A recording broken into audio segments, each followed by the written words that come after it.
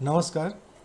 आज के इस क्लास में हम लोग बात करेंगे सीडीपी का, चाइल्ड डेवलपमेंट एंड पेडागोगी, और उसमें जो आज का जो टॉपिक है वो है लर्निंग एंड पेडागोगी से रिलेटेड। सो देखते हैं इसमें पहला जो टॉपिक है वो क्या है। How children think and learn, how and why children fail to achieve success in school performance. ये सबसे इम्पोर्टेंट टॉपिक है यहाँ पर ये आज का। अब how children think and learn, कैसे बच्चे सोचते हैं और सीखते हैं। सो पियाजे का जो यहाँ पर कॉग्निटिव डेवलपमेंट का जो थ्योरी है वो क्या कहता है कि सेंसरी मोटर स्टेज, जो बच्चे का जो सेंसरी मोटर स्टेज होता है जहाँ पर उनका सेंस ऑर्गन काम करता है और एक्शन वगैरह वो लेना शुरू करते हैं, वो क्या होता है 0 से लेकर के 2 साल तक की अवस्था होती है। और दूसरा होता है प्री ऑपरेशनल स्टेज, जो कि 2 से लेकर के 7 साल की जो अवस्था होती है, वहाँ पर बच्चे क्या करते हैं, वो सिम्बॉलिक मतलब थिंकिंग वो अपना दिखाना शुरू करते हैं, इमेजिनेशन करना शुरू कर देते हैं, ठीक है, बट ईगोसेंट्रिक होते हैं यहाँ पर, और इस तरह से उनका जो बिहेव होता है वो आता है 2 से लेकर 7 साल के बीच में। तीसरा है कॉन्क्रीट ऑपरेशनल स्टेज। जो कॉन्क्रीट ऑपरेशनल स्टेज है वो 7 से 11 का होता है, और इसमें जो बच्चे होते हैं ना वो लॉजिकल थिंकिंग उनका बढ़ जाता है, और कंजर्वेशन और क्लासिफिकेशन ये सारी चीज़ें उनको समझ में आने लग जाता है, वो करने लग जाते हैं। ये सारी चीज़ें जो हैं वो वर्गीकरण ये सब करना शुरू कर देते हैं। फॉर्मल ऑपरेशनल स्टेज क्या होता है 11+, ठीक है, 11 साल से ऊपर के जितने भी बच्चे हैं। तो एब्स्ट्रैक्ट रीजनिंग है ना, हाइपोथेटिकल थिंकिंग, ये सारी चीज़ें जो हैं वो 11 साल के बच्चों के बाद शुरू हो जाती है, 11 साल या उनके बड़े बच्चे जो होते हैं। तो यहाँ पर इसका मतलब क्या हो जाता है कि children learn step by step, ठीक है, अकॉर्डिंग टू मैच्योरिटी लेवल। सो पियाजे का जो कॉग्निटिव डेवलपमेंट का जो थ्योरी है वो क्या बोलता है कि बच्चे जो होते हैं ना वो स्टेप बाय स्टेप सीखते हैं, ठीक है। जैसे इससे उनका मैच्योरिटी लेवल बढ़ता है, बच्चे जो हैं उनका मैच्योरिटी लेवल के साथ साथ उनका जो ग्रास्पिंग और उनका जो सीखने का होता है वो बढ़ता चला जाता है। तो ये पियाजे का कॉग्निटिव डेवलपमेंट का सिद्धांत कहता है। अब बायोस्की का जो सोशियो कल्चर थ्योरी है ना वो क्या कर रहा है यहाँ पर, ये हम लोग जो बात कर रहे हैं, ये हम लोग बात कर रहे हैं कि how children think and learn, उस टॉपिक पर हम लोग बात कर रहे हैं। व्योस्की का जो सोशियो कल्चर थ्योरी है वो क्या कहता है कि learning happens in social interaction. Learning कहाँ पर होगा, जहाँ पर सोशल इंटरेक्शन होगा, और सबसे पहला सोशल इंटरेक्शन कहाँ होता है, बच्चे का घर में होता है, फैमिली के साथ में होता है, ठीक है। Zone of proximal development, what a child can do with help. अब बच्चे जो हैं किसी दूसरे के सहयोग से क्या क्या कर सकते हैं, ये आ जाता है जोन ऑफ प्रॉक्सिमल डेवलपमेंट में। और तीसरा उनका जो थ्योरी कहता है वो क्या कहता है, इसको फोल्डिंग, टीचर्स या फिर पीयर का सपोर्ट तब तक वो लेता है जब तक कि वो खुद से करना न शुरू कर दें, ठीक है। तो ये लर्निंग में हेल्प लिया जाता है। ये किनका कहना है, बायोस्की का कहना है, और उनका जो थ्योरी जो था सोशियो कल्चर का उसके अनुसार ये। अब इसमें आ जाता है ब्रूनर्स का जो थ्योरी है वो क्या कहता है, इनएक्टिव है ना, वो क्या होता है आइकॉनिक और फिर सिम्बॉलिक रिप्रेजेंटेशन ऑफ नॉलेज, ठीक है, वो इनएक्टिव है, आइकॉनिक है, फिर उसका सिम्बॉलिक रिप्रेजेंटेशन जाता है किस चीज़ का, नॉलेज का, उसके ज्ञान का। लर्निंग इज स्पायरल, लर्निंग क्या होता है स्पायरल होता है, revisiting concept at deeper level, ठीक है। वो क्या करता है कि फिर से जो कॉन्सेप्ट होता है ना, कॉन्सेप्ट उसका बार बार जो है वो बदलते रहता है, लेकिन एक ही चीज़ में वो डीपर से डीपर जाता है, ठीक है। जैसे हम लोग बोलते हैं ना कि क्लास 3 में कंप्यूटर पढ़ाया जाता है, कंप्यूटर का डिफिनेशन कुछ और होता है, वही कंप्यूटर का डिफिनेशन फिर क्लास 6 में अलग हो जाएगा, वही कंप्यूटर का डिफिनेशन फिर आपका 9-10 में अलग हो जाता है, और उसी कंप्यूटर का डिफिनेशन फिर आपका MCA और BCA लेवल में अलग हो जाता है। तो क्या होता है डीपर से डीपर लेवल में ये कॉन्सेप्ट उसका जाता है। तो ये था थ्योरी किसका, ब्रूनर का थ्योरी है ये। चलिए अब दूसरा टॉपिक इसमें क्या है कि why children fail in school performance, बच्चे स्कूल परफॉर्मेंस में फेल क्यों हो जाते हैं। सो इंटरनल फैक्टर इसमें काम करता है, एक्सटर्नल फैक्टर भी काम करता है। इंटरनल क्या करता है, बच्चों के अंदर का कारण, उनके अंदर का जो अपना है, ठीक है, लो सेल्फ कॉन्फिडेंस उनका होता है जिसके कारण भी वो मुसीबत में आते हैं, ठीक है। सेल्फ कॉन्सेप्ट उनका लगता नहीं कि अरे हम ही बहुत बड़का तीस मार खाया होता है ना। आजकल स्कूल में आप जाएंगे ना पढ़ाने के लिए, तो जो बच्चे लोग हैं क्लास 9-10 वाले, उनको लगता है ना कि बस हम ही जानते हैं, सामने वाला तो कुछ नहीं जानता है, टीचर तो तुम बेकार है, इसको कुछ नहीं पता, सब हम ही को पता है। तो ये सेल्फ कॉन्सेप्ट उसका जो है और सेल्फ कॉन्फिडेंस, यही उसका हार का कारण होता है। लैक ऑफ मोटिवेशन, मोटिवेशन उसका over motivation, lack of motivation तो बेकार चीज़ है। उन लोगों के पास में क्या होता है ना, ओवर मोटिवेशन हो जाता है ना, यूट्यूब इधर उधर सोशल मीडिया दोस्त पास पड़ोस सबके पास, लेकिन जहाँ से ओरिजिनल मोटिवेशन है वो उसको नहीं लेना है। तो lack of motivation, real motivation की कमी के कारण भी ऐसा होता है। लर्निंग डिफ़िकल्टीज, डिस्लेक्सिया है, और जो भी उनके पास जो ऊपर में हम लोगों ने चर्चा किया था पिछली क्लास में, उनके कारण भी उनको प्रॉब्लम होता है। पुअर हेल्थ और न्यूट्रिशन, पुअर हेल्थ और न्यूट्रिशन के कारण भी वो फेल करते हैं, उनका जो परफॉर्मेंस होता है वो डाउन होता है। ये इंटरनल हो गया। एक्सटर्नल फैक्टर क्या क्या काम कर रहा है, रिजिड टीचिंग मेथड। अब पढ़ाने वाला ही है, अगर बोले या नहीं तुम रट जाओ, समझाएंगे नहीं, रटो तुम, क्या करेगा बच्चा? उसको तो कॉन्सेप्ट समझ में आया नहीं और उसका परफॉर्मेंस डाउन होना ही होना है। ये सब बाहर के कारण है sir. No child centred approach, यहाँ पर बच्चों को फोकस रख के कुछ नहीं करना है। टीचर गया, लेक्चर दिया, चल गया, तो बच्चे उसमें क्या सीखेंगे? तो ये भी उनका फेलियर का कारण होता है। लैंग्वेज बैरियर है, अब टीचर पढ़ा रहे हैं इंग्लिश में, बच्चा को इंग्लिश आती नहीं है, ठीक है। अब बच्चा जो है होम लैंग्वेज जानता है, घर का लैंग्वेज जानता है, घर की भाषा जानता है, और स्कूल में टीचर पढ़ा रहे हैं इंग्लिश में या हिंदी में, जो बच्चे को समझ में नहीं आ रही है। सोशियो इकोनॉमिक डिसएडवांटेज भी होता है, पुअर बैकग्राउंड से हैं, या फिर मान लीजिए ऑर्फन है, जो बताइए स्ट्रीट चिल्ड्रेन है, तो उन लोगों को भी यहाँ पर। Teachers bias, lack of inclusive practice. अब टीचर्स का यहाँ पर वायसनेस भी आ जाता है। तो टीचर क्या करते हैं कि जितने भी हमारे उस तरह के जो बच्चे हैं ना, उनको एक अलग ग्रुप बना देता है कि नहीं तुम अलग पढ़ना, तुम अलग पढ़ना, तुम अलग पढ़ना। ये जो वायसनेस होता है ना, इंक्लूसिव प्रैक्टिस का जो कमी होता है उसके कारण ही होता है। पीयर प्रेशर और बुलिंग, कुछ बच्चे लोग चिढ़ाना शुरू कर देते हैं उस तरह के बच्चे को जिनको सहायता की ज़रूरत है, तो उससे भी उनको पढ़ने में दिक्कत होता है। तो ये था जो वाई, ठीक है, कि क्यों ऐसा होता है बच्चों के साथ में। अब तीसरा है कि हाउ टू सपोर्ट चिल्ड्रन, कैसे हम लोग सपोर्ट कर सकते हैं उन बच्चों को चाइल्ड सेंटर्ड अप्रोच यूज़ करके। अब चाइल्ड सेंटर्ड अप्रोच में क्या है, एक्टिव लर्निंग, डिस्कशन और activity based method, differentiated instruction, हर बच्चे को उनके लेवल के हिसाब से, उनके हैसियत के हिसाब से, ठीक है, उनको हम लोग अलग अलग सिखा सकते हैं, उनको हम अलग अलग इंस्ट्रक्शन दे सकते हैं। सो level wise task for slow और फास्ट लर्नर हम लोग बना सकते हैं। रेमेडियल टीचिंग है, जिनको थोड़ा सा समझ में दिक्कत हो रहा है उनके लिए हम लोग रेमेडियल टीचिंग भी रख सकते हैं। मोटिवेशन एंड इनकरेजमेंट, पॉजिटिव री इन्फोर्समेंट। अब यहाँ पर पॉजिटिव री इन्फोर्समेंट का भी है कि आप उनको हमेशा पॉजिटिव थाट के साथ में उनको इनकरेज कीजिए। Inclusive environment, no discrimination, peer support बनाने का ज़रूरत है। पेरेंटल इन्वॉल्वमेंट, पेरेंट्स को भी इन्वॉल्व करना चाहिए, रेगुलर उनके साथ कम्युनिकेशन होना चाहिए, बातचीत होना चाहिए, जिससे कि वो अपने बच्चों को लेकर के थोड़ा सा सजग हों। फॉर्मेटिव असेसमेंट, बच्चों का कंटिन्यूस फीडबैक और उनका असेसमेंट होते रहना चाहिए, चाहे वो ऑरल हो, चाहे वो रिटन हो, चाहे वो ग्रुप डिस्कशन के रूप में हो, चाहे वो डिबेट के रूप में हो, ठीक है।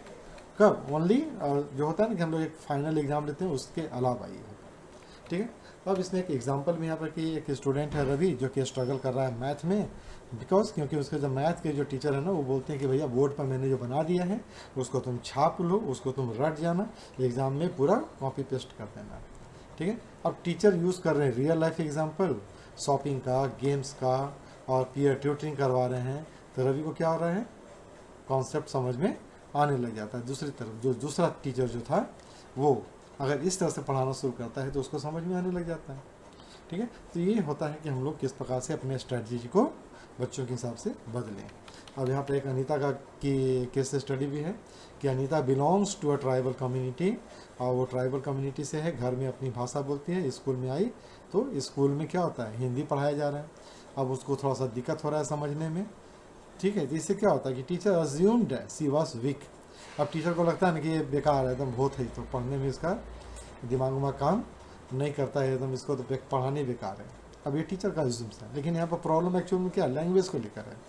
After teacher started using bilingual method, अब टीचर क्या किए, दोनों लैंग्वेज यूज़ कर रहे हैं, उसके घर वाला भी यूज़ कर रहे हैं, पिक्चर यूज़ कर रहे हैं, है ना, दोस्तों को बोलते हैं समझा दिया करो एक दूसरे को, तो अब क्या हो गया, अनीता का परफॉर्मेंस सुधर गया और इम्प्रूव कर गया। तो इससे हम लोग क्या सीखें कि failure was not due to lack of ability. Failure इसलिए, फेल बच्चे इसलिए नहीं होते हैं कि उनके अंदर वो क्षमता नहीं है, बच्चे फेल इसलिए होते हैं क्योंकि उनको लैंग्वेज की प्रॉब्लम होती है, उनका टीचिंग स्टाइल के कारण वो कनेक्ट नहीं कर पाते हैं टीचर के साथ, और जिनके कारण उनको फेल होना पड़ता है। तो ये चीज़ आपके पास था। ये की समरी है teachers childrens think and learn failure reason क्या क्या होता है, टीचर्स का रोल क्या क्या है इसमें, वो सारी चीज़ें हैं। ठीक है, तो मास्टर लाइन क्या है इसका, मास्टर लाइन क्या है इसमें जो याद रखने लायक चीज़ क्या है, ये childrens don't fail, system fail them. बच्चे फेल नहीं होते हैं, सिस्टम उनको फेल करता है। With right method and supports every child can learn. अगर उनको आप सपोर्ट करेंगे अच्छी तरह से तो हर बच्चा पढ़ेगा सीखेगा। चलिए दूसरा टॉपिक यहाँ पर आ रहा है हम लोग का कि बेसिक जो प्रोसेस है टीचिंग का और लर्निंग का वो क्या होता है। Children strategy of learning, learning as a social activity and social context of learning, ये क्या है, ये टॉपिक है आज का, इसमें हम लोग डिस्कस करते हैं आगे का। अब यहाँ पर देखिए क्या है कि बेसिक जो प्रोसेस है किसका, टीचिंग एंड लर्निंग का, वो क्या है। सो पहले ये जानिए कि टीचिंग होता क्या है। सो टीचिंग क्या है, गाइडिंग, मोटिवेटिंग, ऑर्गेनाइजिंग एक्सपीरियंसेस, ये क्या कहलाता है, टीचिंग कहलाता है। और लर्निंग क्या है, मॉडिफिकेशन ऑफ बिहेवियर, अपने बिहेव में परिवर्तन लाना, ये लर्निंग है अधिगम। नॉलेज, नॉलेज में परिवर्तन लाना, स्किल में परिवर्तन लाना, एटीट्यूड में परिवर्तन लाना, ये क्या होता है, ये लर्निंग कहलाता है, ये सीखना कहलाता है, अधिगम कहलाता है। अब यहाँ पे की प्रोसेस देखिए क्या है, कैसे होगा ये सारी चीज़ें, मोटिवेशन से आप उसको प्रेरित कीजिए। ठीक है, so learning starts when child feel interested, जब आप उसको प्रेरित करते हैं, इंटरेस्ट उसका जगा दीजिएगा, भूख उसका पढ़ने का जगेगा ना तो वो पढ़ लेगा। अटेंशन, ध्यान, focus is essential for learning, attention उसका होना चाहिए आपकी तरफ। तो कैसे खींचेंगे ये आपके ऊपर डिपेंड करता है। परसेप्शन, परसेप्शन क्या होता है, ग्रहण, जो देखता है वो। सो अंडरस्टैंडिंग थ्रू सेंस, अब वो सेंस अपने सारे सेंस को लगा देता है, क्या ग्रहण करने में, क्या ग्रहण करने में, शिक्षा ग्रहण करने में, नॉलेज ग्रहण करने में। ठीक है, तो ये भी एक तरीका होता है। इमिटेशन एंड प्रैक्टिस, अनुकरण, देख देख के सीखना है, उसको रिपीट करो, एक ही चीज़ को बार बार उसको दोहराओ। सो रिपीटेशन स्ट्रेंथन लर्निंग, लर्निंग को ये स्ट्रॉन्ग करता है।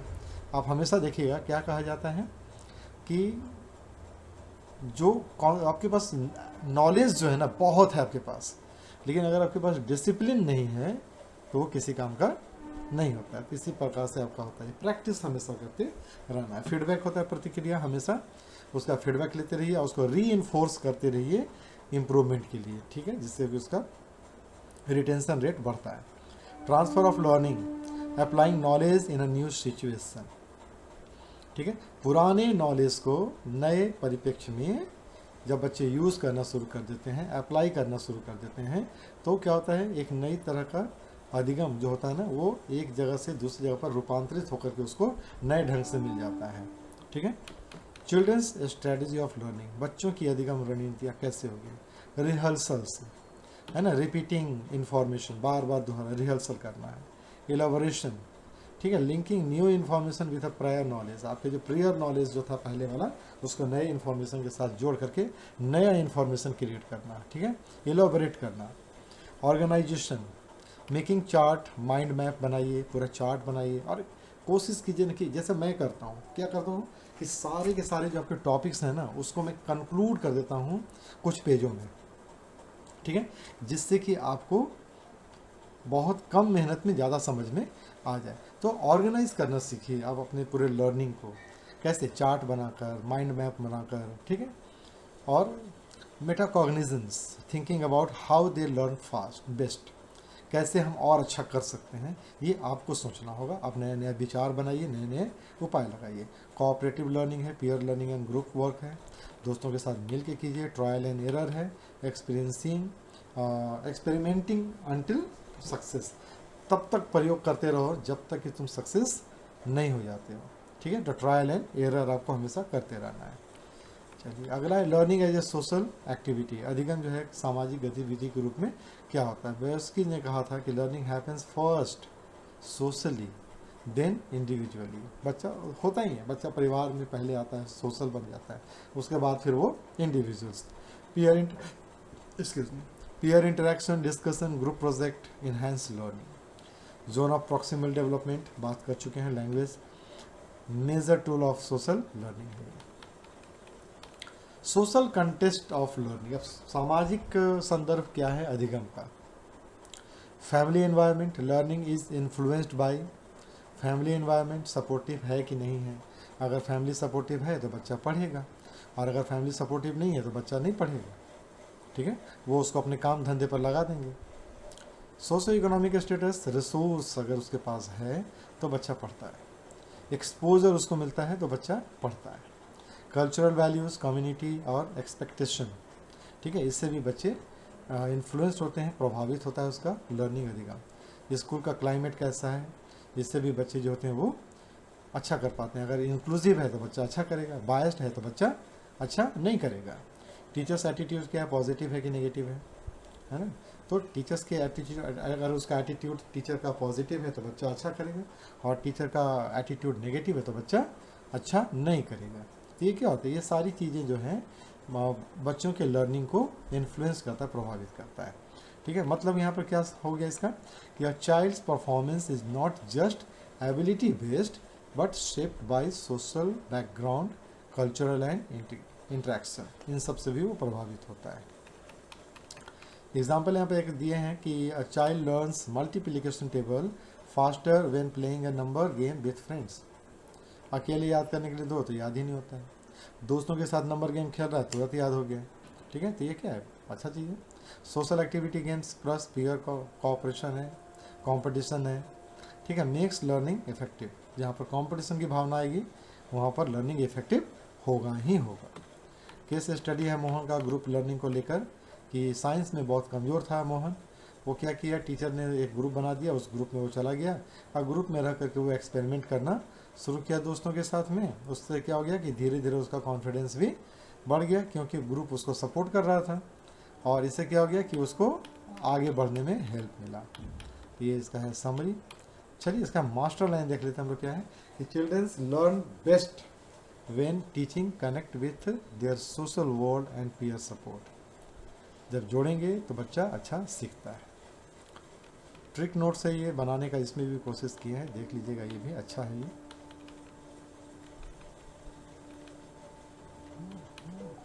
Child as a problem solver and a scientific investigator, बच्चा जो होता है वो प्रॉब्लम सॉल्वर के रूप में और साइंटिफिक इन्वेस्टिगेटर के रूप में आज क्या होता है, कैसे होता है, उसका क्या भूमिका है, वो पढ़ते हैं हम लोग। कि childrens are naturally curious and capable of exploring their environment. ठीक है, when guided properly so they becomes problem solver, identifying the problems, analysing the situation and finding the solution. They can also act as a scientific investigator by observing, experimenting, or hypothesizing and drawing conclusion.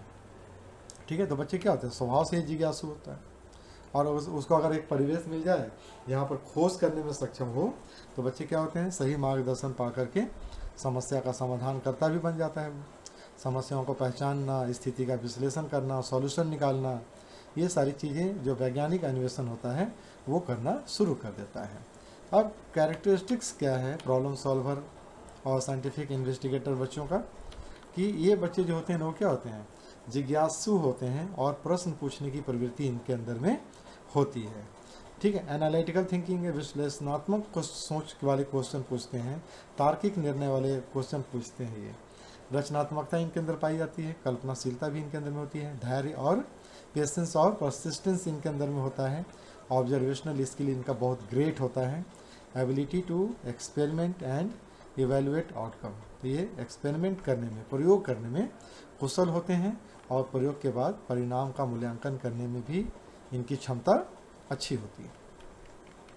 चलिए अगला क्या है इसमें कि process of solving, problem solving and scientific investigation का process क्या हो रहा है, इस तरह कैसे हम लोग इसका तैयार करना है, स्टेप बाय इसका जो प्रोसेस है वो क्या है इसका, वो है कि आइडेंटिफाई द प्रॉब्लम। अब प्रॉब्लम सॉल्विंग और साइंटिफिक इन्वेस्टिगेशन का क्या प्रोसेस होता है, कैसे स्टेप बाय स्टेप। पहला होता है समस्या की पहचान करना, दूसरा होता है ऑब्जर्व और कलेक्ट डेटा, समस्या का ऑब्जर्वेशन करो और डेटा कलेक्ट करो।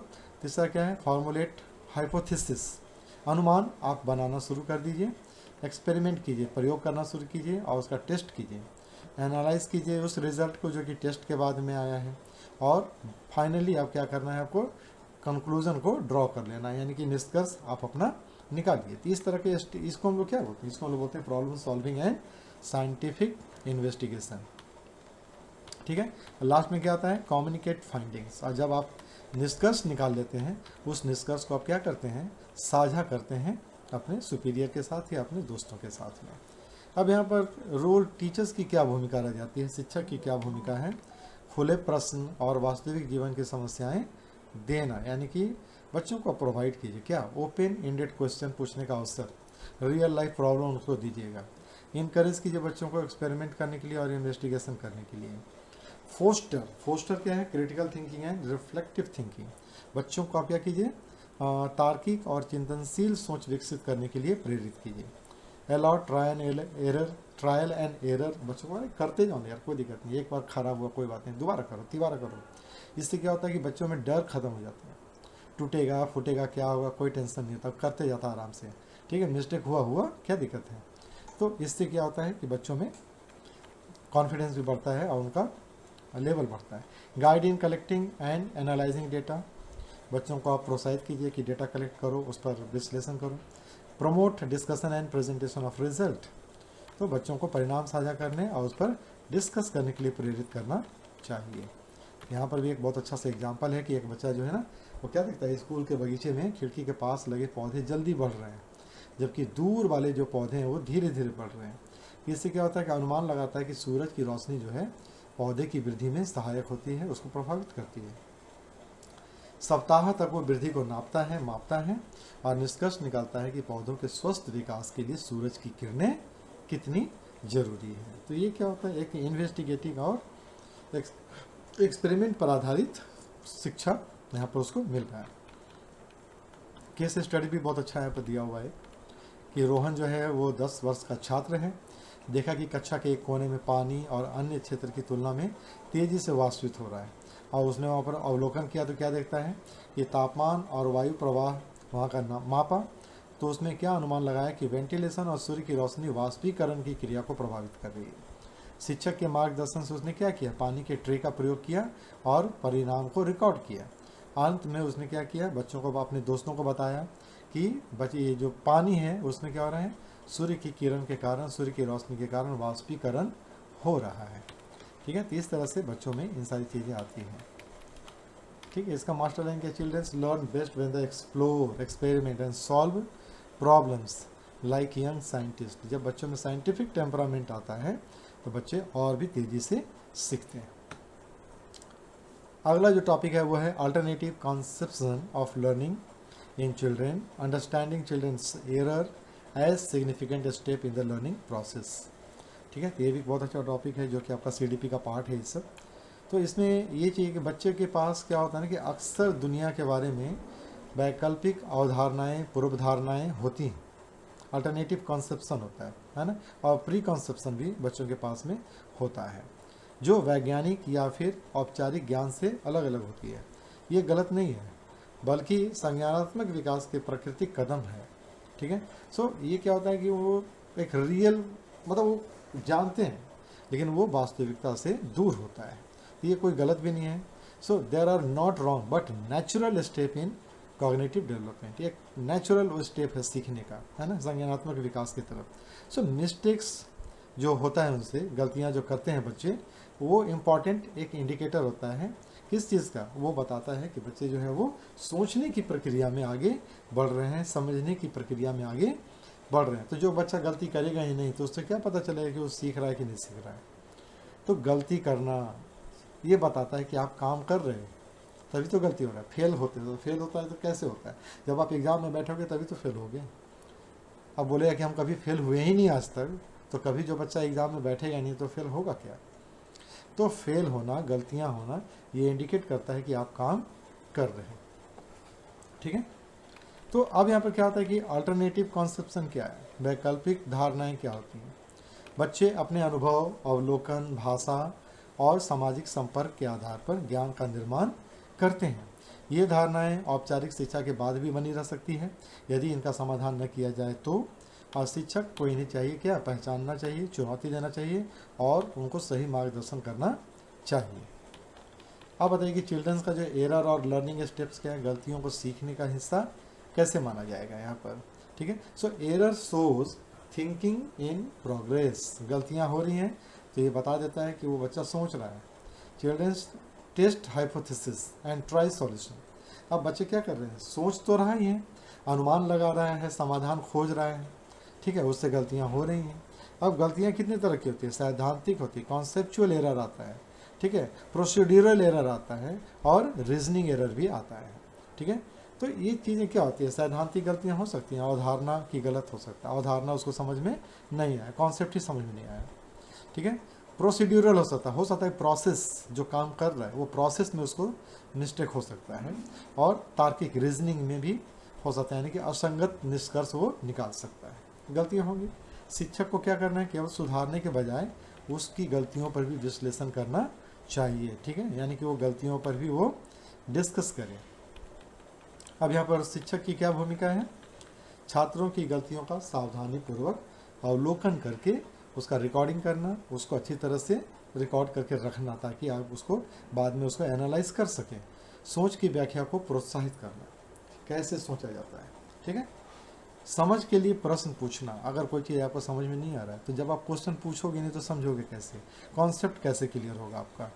सहायक उदाहरण और मार्गदर्शन प्रदान करना, गलतियों को चर्चा और चिंतन के अवसर के रूप में लेना, ये टीचर का रोल होता है, टीचर को यह भूमिका, इतना इतना काम उसको करना चाहिए, ठीक है। एक बच्चा कहता है कि सूरज आकाश में इसलिए चलता है क्योंकि वह पृथ्वी के चारों ओर घूमता है, ठीक है। शिक्षक पूछता है कि क्यों, सूरज आकाश में क्यों चलता है इस तरह से पृथ्वी के चारों तरफ, वो क्यों कर रहा है, और बच्चों को क्या कर रहा है, प्रेरित कर रहा है कि तुम अब यहाँ पर हमको इसका विश्लेषण करो, दो इसका। बच्चों को छाया का अवलोकन करने को कहता है, बच्चा पृथ्वी की घूर्णन क्रिया को क्या करता है, समझने के बाद अपनी अवधारणा को यहाँ पर सुधार लेता है, ठीक है। तो बच्चा क्या जान रहा है, बच्चा जान रहा है कि भाई सूरज ही घूमता है पृथ्वी के चारों तरफ, ठीक है। अब टीचर उसको बताता है कि तुम इस तरह के काम करो, अब इस तरह का काम करने से क्या होता है, बच्चे को समझ में आ जाता है कि नहीं भैया पृथ्वी घूमता है किसके चारों तरफ, सूरज के चारों तरफ। तो इससे क्या हो गया, बच्चे का जो एक कॉन्सेप्ट जो घुसा हुआ था वो चेंज हुआ, ठीक है। अगर नहीं कोई बताएगा तो ये क्या होगा, हमेशा के लिए उसके पास रह जाएगा, ठीक है। प्रिया जो है एक 9 साल की बच्ची है, वो क्या करती है 2 + 3 हमेशा वो 23 लिख देती है 5 लिखने की जगह पर। तो टीचर उसको क्या समझाता है कि डिजिट साइड बाय साइड उसको बताता है, और उसको बाद में फिर उसको बोलता है कि तुम इसको देखो क्या है। तो ये समझाने का आपके पास है कि आप इसको उसका स्थान को किस प्रकार से आप उसको चेंज करते हैं, कैसे उसको समझाते हैं। चलिए यहाँ पर एक बहुत अच्छा सा इसका है कि childrens error are not failure, they are window into their thinking and essential steps towards understanding. जो गलतियाँ जो होती हैं ना वो आपकी खिड़की है, आपकी समझ की, आपकी सोच की, जहाँ से आप सोचना शुरू करते हो, ठीक है। कॉग्निशन एंड इमोशन, इसकी मतलब क्या होता है, कॉग्निशन और इमोशन यहाँ पर क्या है, जैसा हम लोग होते हैं ना संज्ञान, कॉग्निशन। सो कॉग्निशन का अर्थ होता है सभी मानसिक प्रक्रियाएं जो ज्ञान और समझ को प्राप्त करने में शामिल है, जैसे कि सोच, तर्क, समस्या समाधान, स्मरण, ध्यान, ये सारी चीज़ें क्या कहलाती है, कॉग्निशन कहलाती है। अब भावनाएं क्या है यहाँ पर, इमोशन क्या है, वे अनुभव जो बच्चे के सोचने, प्रेरणा, अधिगम और सामाजिक संपर्क को प्रभावित करता है, वो क्या कहलाता है, इमोशंस कहलाता है। तो संज्ञान और भावनाएं आपस में जुड़ी हुई होती हैं। भावनात्मक स्थिति संज्ञानात्मक प्रक्रिया को बढ़ा या घटा सकती है, कम कर सकती है, ठीक है। तो अब यहाँ पर देखते हैं कि संज्ञान यानी कि कॉग्निशन और इमोशन में क्या रिलेशनशिप है आपस में। तो कॉग्निशन और इमोशन जो आपके पास है उसमें क्या होता है, positive emotion, Joy, curiosity, enhance learning, memory और क्रिएटिविटी को, अगर उसका सकारात्मक भावना है, खुशी की भावना उसके अंदर में है तो उसका सीखने का, याद करने का और उसका क्रिएटिविटी अपने आप बढ़ जाएगा। अगर नेगेटिव होगा, डर है, एंजाइटी है, गुस्सा है, इससे क्या होता है, उसका सीखने का स्तर गिर जाएगा, उसका ध्यान भंग हो जाएगा, वो तर्क नहीं कर पाएगा, समस्या का समाधान उसको नहीं मिलेगा। सो इमोशनल रेगुलेशन क्या होता है, भावनात्मक नियंत्रण, इम्प्रूव्स कॉग्निटिव परफॉर्मेंस को बढ़ाता है। अगर बच्चा जो है वो अपने इमोशन पर, भावना पर नियंत्रण करना सीख जाता है, तो उससे क्या होता है, उसका संज्ञानात्मक प्रदर्शन में सुधार होता है। Motivation and interest are mediated by emotion affecting engagement and persistence. So प्रेरणा और रुचि क्या होता है, भावनाओं को प्रभावित करती है, जो कि सक्रियता और निरंतरता को प्रभावित करता है। अब अगर आप इसको देखिएगा इस तरह से ना, कि कैसे कॉग्निटिव प्रोसेस जो होता है ना, कैसे इन्फ्लुएंस्ड होता है, किससे, इमोशन के थ्रू। अटेंशन, अब हाउ इमोशंस इन्फ्लुएंस, ठीक है। अब क्या करता है, हिंदी में देखिए इसका एक्सप्लेनेशन क्या दिया हुआ है, ध्यान, सकारात्मक भावना, केंद्रित, नकारात्मक भावना, विकर्षण, यानी कि ध्यान। अब यहाँ पर क्या होता है कि पॉजिटिव इमोशन क्या कर रहा है, फोकस बनाता है, और नेगेटिव इमोशन डिस्ट्रक्शन करता है, ठीक है। Memory, emotion enhance retention of experience. Memory अगर पॉजिटिव होगा तो याद बढ़ेगा, याददाश्त बढ़ जाएगा, अनुभव, है ना। और अगर पॉजिटिव सॉल्विंग है तो सकारात्मक मूड, रचनात्मक समाधान, ठीक है। Reasoning, anxiety reduce logical thinking, ठीक है। मोटिवेशन, इमोशनल सपोर्ट को बढ़ाता है, परसिस्टेंट, निरंतरता उससे बढ़ जाती है। तो ये होता है इन्फ्लुएंस। कैसे, इमोशन जो होता है वो क्या करता है, प्रभावित करता है किस चीज़ को, कॉग्निटिव प्रोसेस को। रोल ऑफ टीचर क्या है यहाँ पर, छात्रों की भावनात्मक स्थिति को पहचानना और उस पर सहयोग देना, सुरक्षित वातावरण में भावनाओं की अभिव्यक्ति को प्रोत्साहित करना, कक्षा गतिविधि में सामाजिक भावनात्मक शिक्षा को शामिल करना, सकारात्मक प्रतिक्रिया और प्रोत्साहन देना, सक्रिय शिक्षण रणनीतियाँ अपनाकर संज्ञान और संभावनाओं को जोड़ना। ये टीचर का रोल यहाँ पर है। तो अब यहाँ पर एक एग्जाम्पल भी है कि एक बच्चा फ्रैक्शन सीख रहा है, फ्रैक्शन सीखते समय समस्या का हल नहीं कर पाता है तो बार बार निराश हो जाता है। शिक्षक उसे प्रोत्साहित करते हैं, पाई चार्ट दे देते हैं, बोलते हैं कि अब बनाओ। अब क्या होता है कि बच्चा जो है उसको आसानी से सीख जाता है। तो ये एक प्रकार का उदाहरण है जिससे कि आपको पूरा का पूरा कॉन्सेप्ट समझ में आ जाएगा। अब जो इसका अगला टॉपिक है वो है आपके पास motivation and learning. So motivation क्या होता है, motivation is the internal drive that stimulate a child to learn, explore and persist in activities. Okay, so motivation क्या होता है, प्रेरणा, वह आंतरिक शक्ति है जो बच्चे को सीखने, खोजने और लगातार प्रयास करने के लिए प्रेरित करती है। ये होता है मोटिवेशन। यह ध्यान, सक्रियता, अधिगम परिणाम और शैक्षणिक उपलब्धियों को भी प्रभावित करने वाला महत्वपूर्ण कारक होता है। साथ ही साथ प्रेरणा क्या होता है, आंतरिक, बच्चे के भीतर से, और बाह्य, पुरस्कार या मान्यता से, जो कि बाहर से उसको प्रेरित करता है। अब मोटिवेशन कितने तरह का होता है, इंट्रिंसिक होता है, आंतरिक, एक्सट्रिंसिक होता है, बाह्य, बाहरी, और अचीवमेंट मोटिवेशन होता है, सोशल मोटिवेशन भी होता है, ठीक है। सो मोटिवेशन क्या हो सकता है, फ्रॉम इंटरेस्ट, अपने से भी उसका इंटरेस्ट जग जाए, उसका जो क्यूरियोसिटी है वो बढ़ जाए। Motivation from reward price, reward से भी उसमें बाहर से होता है, यार होमवर्क बनाएंगे तो चॉकलेट मिलेगा, ठीक है, स्टार मिलेगा, पुरस्कार मिलेगा। और अचीवमेंट से, डिज़ायर टू सक्सेस, अगर कोई बच्चा फर्स्ट करना चाहता है किसी कंपटीशन में तो भी उसका एक मोटिवेशन होता है, उसकी इच्छा जो होती है वो उसको मोटिवेट करती है। सोशल मोटिवेशन क्या होता है, समाज में एक अच्छा आइडेंटिटी पाने के लिए, पहचान बनाने के लिए भी वो उसको मोटिवेट करता है। तो ये मोटिवेशन का अलग अलग टाइप है, ये प्रकार है। अब यहाँ पर थ्योरी ऑफ मोटिवेशन क्या क्या है, मैस्लो का जो हायरार्की ऑफ नीड है, प्रेरणा का सिद्धांत, वो क्या कहता है, साइकोलॉजिकल से सेफ्टी, सेफ्टी से सोशल, सोशल से स्टीम, सेल्फ एक्चुअलाइजेशन, ये क्रिएट हो जाता है, ठीक है। So children's need basic needs made to be motivated to learn, है, ये किसका था, मैस्लो का हायरार्की ऑफ नीड है। अब हर्सबर्ग का जो 2 फैक्टर्स थ्योरी है वो क्या होता है, hygiene factor prevent dissatisfaction, classroom environment है, और मोटिवेटर क्या होता है, इनकरेज ग्रोथ एंड अचीवमेंट।